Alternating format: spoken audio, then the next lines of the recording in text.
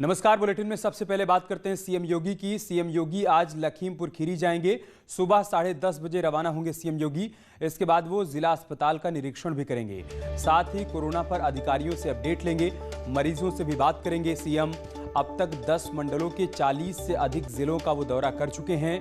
प्रदेश में corona virus को नियंत्रित करने के लिए सीएम योगी लगातार ग्राउंड जीरो पर जा रहे हैं, हालात का जायजा ले रहे हैं और इसी कड़ी में आज वो लखीमपुर खीरी पहुंचेंगे। सुबह 10:30 बजे वो रवाना हो जाएंगे, जहां पर कोविड प्रबंधन को लेकर अधिकारियों के साथ बातचीत करेंगे। साथ ही जमीनी हकीकत को भी जानेंगे और परखेंगे। इससे पहले भी वो एक के बाद एक कई जिलों का दौरा कर चुके हैं। वहां पर जो हालात हैं उसकी जानकारी ले रहे हैं, अधिकारियों से बातचीत कर रहे हैं। कोविड कंट्रोल सेंटर जाकर वहां पर कैसे काम किया जा रहा है उसको भी बारीकी से देख रहे हैं, समझ रहे हैं और आज यही काम वो लखीमपुर खीरी में भी करने वाले हैं। और एक बड़ी खबर दिल्ली से है। आज पीएम मोदी वाराणसी के डॉक्टर से बातचीत करने वाले हैं। कोरोना को लेकर पीएम मोदी बातचीत करेंगे। सुबह 11 बजे वाराणसी के डॉक्टर्स, पैरामेडिकल स्टाफ और अन्य फ्रंटलाइन हेल्थ वर्कर से पीएम मोदी बातचीत करने वाले हैं। वीडियो कॉन्फ्रेंसिंग के जरिए ये बातचीत होगी। तो पीएम लगातार जिलों के बड़े बड़े अधिकारियों से बातचीत कर रहे हैं। इससे पहले वो जिलाधिकारियों से बातचीत कर रहे थे और आज वो वाराणसी के बड़े अधिकारियों से संवाद करेंगे, जिसमें फ्रंटलाइन वर्कर्स भी होंगे, मेडिकल स्टाफ के लोग होंगे। उनसे जानेंगे कि कोविड नियंत्रण में क्या क्या चुनौतियां उनके सामने आ रही हैं, क्या नए प्रयोग उनकी तरफ से किए गए हैं जिसको अपनाया जा सके और देश के दूसरे हिस्सों में भी उसको लागू किया जा सके, ताकि कोविड से जंग जीती जा सके।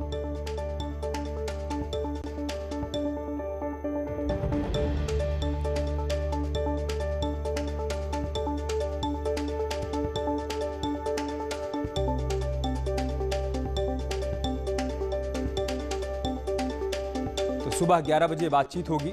वाराणसी के अधिकारियों से प्रधानमंत्री मोदी संवाद करने वाले हैं। इसके अलावा मेडिकल स्टाफ के लोगों से भी बातचीत करेंगे। कल उन्होंने डीएम से बातचीत की थी और आज काशी के डॉक्टर से बातचीत करने वाले हैं। डॉक्टर्स के सामने कोविड के इलाज के दौरान क्या चुनौतियां आ रही हैं। एक नई चुनौती ब्लैक फंगस के रूप में अब डॉक्टर्स के सामने खड़ी हो गई है। ऐसे में कैसे ट्रेसिंग, ट्रैकिंग और ट्रीटमेंट का काम किया जा रहा है, इन तमाम मसलों को लेकर आज वो बातचीत करने वाले हैं डॉक्टर्स के साथ। साथ ही पैरामेडिकल स्टाफ के साथ वो पूछेंगे कि अभी तक जो इंतजामात किए गए हैं वो कितने प्रभावी साबित हुए हैं और साथ ही साथ आगे और क्या कुछ प्रभावी कदम उठाए जा सकते हैं, इस पर वो बातचीत करेंगे। दरअसल पीएम की ये कोशिश है कि अधिकारियों के साथ संवाद के जरिए एक तो उनमें उत्साह बढ़ाया जा सके, दूसरा अगर उनकी तरफ से कोई नया प्रयोग किया जा रहा है जो कि सफल रहा है किसी भी ज़िले में, तो उसको देश के दूसरे हिस्सों में भी अपनाया जा सके, ताकि कोविड के खिलाफ ये जो जंग लड़ी जा रही है इसमें जीत मिल पाए और ज़्यादा से ज़्यादा लोगों की जान बचाई जा सके। यही प्रयास उनकी तरफ से किया जा रहा है। कोरोना को लेकर और उससे निपटने के उपायों को लेकर पीएम मोदी ने कल वीडियो कॉन्फ्रेंसिंग के जरिए 10 प्रदेशों के 54 जिलों के जिलाधिकारियों से बात की और जिलाधिकारियों से कोरोना से बचाव को लेकर फीडबैक भी लिया। पीएम मोदी ने अपने संबोधन में कहा कि कोरोना से निपटने के लिए वैक्सीनेशन पर ध्यान देना होगा और वैक्सीन के वेस्टेज को भी रोकना होगा। पीएम ने जिलाधिकारियों को बच्चों और युवाओं के आंकड़ों का आकलन करने की सलाह भी दी। पीएम ने कोरोना वायरस के म्यूटेशन को लेकर उसे बहुरूपिया और धूर्त बताया। एक विषय वैक्सीन वेस्टेज का भी है। एक भी वैक्सीन की वेस्टेज का मतलब है किसी एक जीवन को जरूरी सुरक्षा कवच नहीं दे पाना। इसलिए वैक्सीन वेस्टेज रोकना बहुत जरूरी है। आप कर सकते हैं कि अपने जिले में युवाओं, बच्चों में संक्रमण और उसकी गंभीरता के आंकड़े व्यवस्थित करें। अलग से उस पर रेगुलर आप एनालिसिस कीजिए। मेरा सभी आप प्रमुख अधिकारियों से आग्रह है कि आप स्वयं भी उसका आकलन करें। इससे आगे के लिए तैयारी करने में मदद मिलेगी। हर महामारी ने हमें एक बात सिखाई है।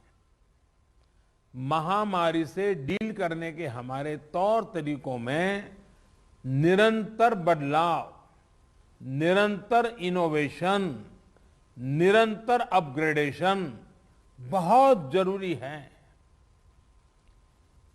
ये वायरस म्यूटेशन में स्वरूप बदलने में माहिर है। एक प्रकार से बहुरूपिया भी है, धूर्त भी है। तो हमारे तरीके और स्ट्रेटेजीज भी डायनेमिक होने चाहिए। वहीं पीएम से चर्चा के बाद बरेली और मेरठ के डीएम से न्यूज़ 18 ने खास बातचीत की है। उसमें उन्होंने बताया कि पीएम ने उनको क्या सुझाव दिए हैं। ये मुझे पॉजिटिविटी रेट कैसे आप लोगों ने कम किया, कैसे निगरानी समिति की क्या भूमिका रही और किस तरीके से कोविड का मैनेजमेंट किया, बेड्स की उपलब्धता, ऑक्सीजन की उपलब्धता कैसे सुनिश्चित की, वो डिटेल उन्होंने पूछा, सब जानना चाह रहे थे। तो हम लोगों ने बैठक में माननीय प्रधानमंत्री जी द्वारा मुख्य रूप से ये निर्देश दिए हैं कि आज के समय में केसेस में थोड़ा सा कमी दिख रही है ज़रूर, मगर फिर भी हम लोग इसको हम जिस तरह का अभी तक काम करते आ रहे हैं उसको हम हमेशा जारी रखना है। कोरोना महामारी के बीच ब्लैक फंगस भी लोगों को डराने लगा है और इसके लिए देश के 4 राज्यों में अलर्ट भी जारी किया गया है। यूपी में भी ब्लैक फंगस के मरीज मिले हैं, जिसको लेकर सरकार ने जिला प्रशासन को सतर्क रहने के निर्देश दिए हैं। आपको 2 तस्वीरें दिखा रहे हैं। पहली तस्वीर जालौन की है, जहां जिलाधिकारी प्रियंका निरंजन ने स्वास्थ्य विभाग को दिशा निर्देश दिए और अगर किसी मरीज में ब्लैक फंगस के सिम्टम दिखाई देते हैं तो कंट्रोल रूम से संपर्क करने के आदेश भी दिए हैं। वहीं फिरोजाबाद में ब्लैक फंगस के मरीज मिलने की आशंका है। खबर है कि एक प्राइवेट अस्पताल में एक मरीज को भर्ती करवाया गया है, जिसकी आंख में सूजन और लालिमा की शिकायत है, जिस पर नज़र रखी जा रही है। फिलहाल सीएमएम ने कहा है कि रिपोर्ट आने पर आगे की कार्रवाई की जाएगी।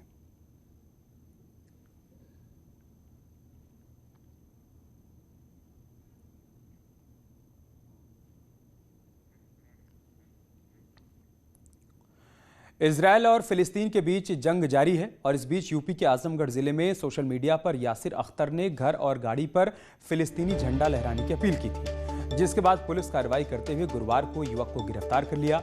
युवक ने फेसबुक पर पोस्ट कर अपील की थी। सराय मीर कस्बा के उत्तरी चुड़िहार मोहल्ला निवासी यासिर अख्तर ने अपने फेसबुक पेज आजमगढ़ एक्सप्रेस पर फिलिस्तीनी झंडा लहराने की अपील की थी।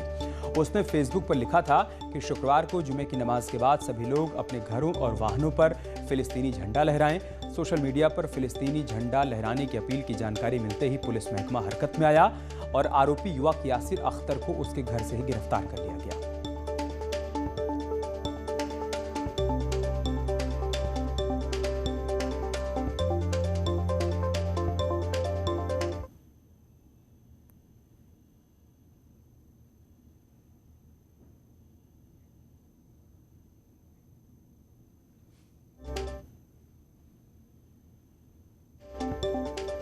सोशल मीडिया पर फेसबुक के माध्यम से, जो कि सराय मीर के रहने वाले एक व्यक्ति थी और एक पोर्टल चलाया करता था, उसके फेसबुक के माध्यम से ये मैसेज वायरल हुआ कि जुम्मे की नमाज के बाद लोग पड़ोसी देश का, एक दूसरे देश का झंडा अपनी गाड़ी पर लगाएं और अपने घरों पर लगाएं।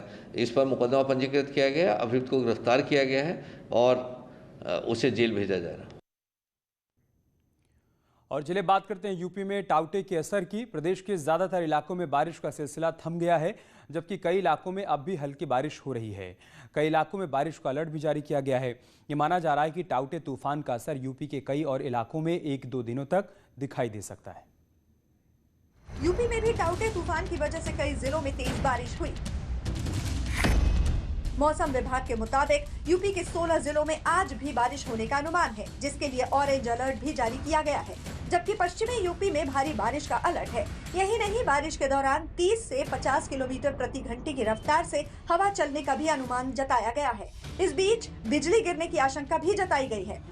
कई घंटों तक लगातार हुई बारिश यूपी के कुछ इलाकों में कहर बनकर टूटी। शामली में एक मकान की छत गिरने से एक महिला और बच्चों समेत 4 लोगों की मौत हो गई, जिस पर मुख्यमंत्री योगी आदित्यनाथ ने पीड़ित परिवार को मदद और मुआवजा देने के निर्देश दिए। उधर प्रशासन की लापरवाही से गौतम बुद्ध नगर में 100 टन गेहूं बारिश में भीगकर खराब हो गया।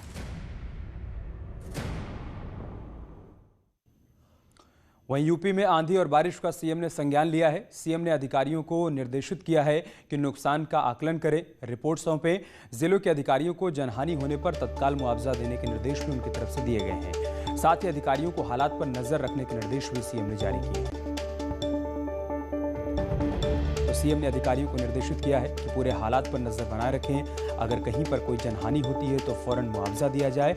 साथ ही साथ आपदा एजेंसियों को भी अलर्ट मोड पर रखा जाए ताकि अगर कहीं से नुकसान की कोई खबर सामने आती है तो फौरन रेस्क्यू ऑपरेशन भी चलाया जा सके।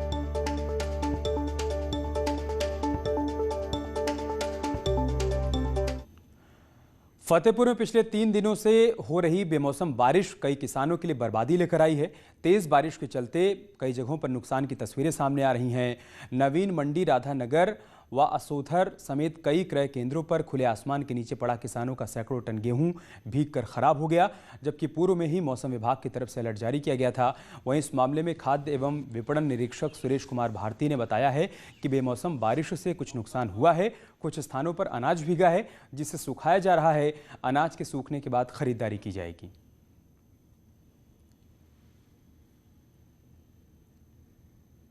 तबला जाते व्यापारी के चेहरे में पड़ा, हमारे किसान लोगन का बाहर पड़ा। हाँ, पूरी तरह गेहूँ भीज का जाम आवा, सब बड़ी समस्या है। हमका लागत मारेगा पड़ी बिटिया भी आपकी 9 दिसंबर का नहीं हमका कर्जा दे कर आए। बारिश हुई है 2 दिन से, तिरपाल वगैरह डाल दिया गया है। जैसे ही मौसम सही होता है सारे किसानों को गेहूँ तौल दिया जाएगा। सारे थोड़ा सा एक आध दिन डिले हो रहा है बस। जैसे ही मौसम खुलता है सारे गेहूँ तौल दिए जाएंगे। तो इस बारिश ने किसानों को भारी नुकसान पहुंचाया है, क्योंकि किसान अपनी फसलों को लेकर मंडी पहुंचे थे, लेकिन मौसम में आए अचानक बदलाव का खामियाजा किसानों को भुगतना पड़ा।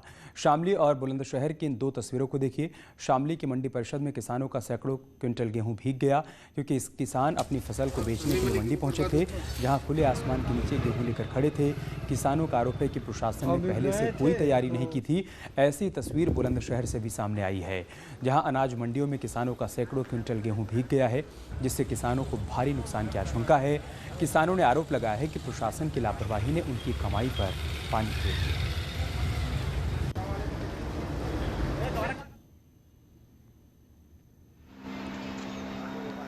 20-25 कुंटल गेहूँ है सर, पूरा भीग गया है एकदम। 4 दिन से दौड़ा रहे हैं कि काल तौलाएगा, आज तौलाएगा, काल तौलाएगा, यही में सब कह रहे हैं। अभी तक गेहूँ तौला नहीं, सब भीग गए। कितना नुकसान हुआ है? 28-30 कुंटल। मेरी ट्रॉली गेहूँ की भरी खड़ी है, अनाज भीग गया, इसकी जिम्मेदारी कौन लेगा? तो कितना गेहूँ लाए हो आप? करीबन 50 कुंटल होगा। तो करीब कितना गेहूँ यहाँ पे भीग गया होगा? गेहूँ तो सारा भीग गया। गेहूँ तो सारा ही जितना भी किसान का सारा भीग गया। सारा भेज दिया। और मेरठ से हमारे सहयोगी निखिल अग्रवाल हमारे साथ जुड़ चुके हैं। नोएडा से अमित सिंह हमारे साथ जुड़े हुए हैं। निखिल, मैं शुरुआत आपसे ही करूंगा। अधिकारियों की लापरवाही किसानों पर भारी पड़ रही है, उनको खासा नुकसान झेलना पड़ रहा है। क्या नुकसान की ऐसी कुछ तस्वीरें मेरठ से भी सामने आई हैं क्या? जी बिल्कुल, पश्चिमी उत्तर प्रदेश के आसमान को बादलों ने अपने आगोश में ले लिया है और जिस तरीके से ताउते के बाद बारिश हो रही है तो कहीं ना कहीं अभी भी, मैं आपको बता दूं, अभी भी सामान्य से तेज हवा चल रही है और बारिश हो रही है। मेरठ के हस्तिनापुर सेंटर से कुछ ऐसी ही तस्वीरें सामने आई है। इसके अलावा शामली और बुलंदशहर की तस्वीरें न्यूज 18 अपनी स्क्रीन पर दिखा ही रहा है कि किस तरीके से अधिकारियों की लापरवाही के चलते गेहूं भीग रहा है। और दूसरी तस्वीरें है जो ताउते के कहर की तस्वीरें है, उससे पश्चिम उत्तर प्रदेश भी अछूता नहीं रहा। शामली जिले में 4 लोगों की मौत हो गई, एक माँ और उसके 3 बच्चियों की मौत हुई है। वहीं मेरठ में भी खिवई इलाके में एक छत गिरने से 6 मवेशियों की मौत हो गई है। इसके अलावा मेरठ के ही इंचौली थाना क्षेत्र में एक छत गिरने से कई लोग घायल हो गए और कई जगह सड़क धंसने की तस्वीरें सामने आई हैं। मैं आपको बता दूं कि बिजली के से लोग सबसे ज्यादा त्रस्त रहे, क्योंकि एहतियात के चलते कई जगह बिजली बंद कर दी गई, कई जगह खंभे गिर गए, कई जगह तार टूट गए और जिस तरीके से लगातार बारिश हो रही है तो उसको लेकर लोगों में एक खौफ भी बना हुआ था कि कहीं ताउते कहर ना बरसा दे। क्योंकि लोगों ने जो तस्वीरें टीवी चैनल्स पर देखी थी, चाहे वो मुंबई की हो, चाहे वो गुजरात की हो, ताउते जहां कहर बन के बरसा उसके लिए पश्चिम उत्तर प्रदेश में भी अलर्ट जारी किया गया था। आज भी भारी बारिश का अलर्ट है मेरठ समेत 16 जिलों में, जहां अभी भी बारिश हो रही है। मैं आपको बता दूं कि मेरठ में लगातार 60 घंटों से करीब बारिश हो रही है और यहां पर जो सड़कें हैं और जो दूसरी जगह हैं वहां पानी भर चुका है और कई जगह जो लापरवाही की तस्वीरें वो उजागर हो रही है, चाहे वो गेहूं क्रय केंद्र की तस्वीरें हो। वो तस्वीरें हम दर्शकों को दिखा भी रहे हैं। नोएडा में क्या हालात हैं वो जान लेते हैं अमित से। अमित, मौसम का क्या हाल है और साथ ही नुकसान को लेकर क्या स्थिति है, क्या अपडेट है, और सीएम ने जो आदेश जारी किए अधिकारियों को उसका कितना असर देखने को मिल रहा है? देखिए अमित, अब बता दूँ जो मौसम है अभी यहाँ पे भी बादल बने हुए हैं, बारिश होने की आशंका है। अभी भी बहुत तेज़ हवाएं चल रही है सुबह से ही। 3 दिन हो गए लगातार गौतम बुद्ध नगर में बारिश पड़ते हुए। पश्चिमी उत्तर प्रदेश का पूरा इलाका बारिश से भीगा हुआ है। वहीं आपको बता दें कि जो दादरी मंडी है वहाँ लगभग 100 टन से अधिक जो किसानों के गेहूँ थे और सरकारी गेहूँ थे भीग चुके हैं। वहाँ लबालब पानी भरा हुआ है, गेहूँ के अंदर अंकुर निकलने लगे हैं। तो बहुत बड़ी लापरवाही जिला प्रशासन की है कि जिसके चलते लगभग 100 टन से ज़्यादा यहाँ गेहूँ अब तक जो मंडी है दादरी वाली उसमें भीग चुका है। वहीं दूसरी बात आपको बता दूं कि जो बारिश इतनी ज़्यादा हुई है यहाँ पे, जो किसानों के खेत हैं वो भी लबालब भर गए हैं पानी से, और जो उनकी फसल है, जो सब्जी की फसल है, वो भी सड़ने लगी है खेत में। तो भारी नुकसान की आशंका है कि सब्जी की फसल को भी इस बारिश सीएम ने अधिकारियों को निर्देशित। और अब बात करते हैं एक बड़ी खबर की। सीएम योगी ने कल यूपी के जिला अधिकारियों के साथ बैठक कर कोरोना को लेकर अपडेट लिया। सीएम ने जिलाधिकारियों को ग्राउंड जीरो पर जाकर काम करने के निर्देश भी दिए हैं। सीएम योगी ने यह भी कहा है कि मरीजों को दवा और बेड की किसी भी तरीके से दिक्कत ना होने दी जाए। कोरोना कर्फ्यू का पालन ठीक से करवाया जाए, ये सब कुछ सुनिश्चित किया जाए।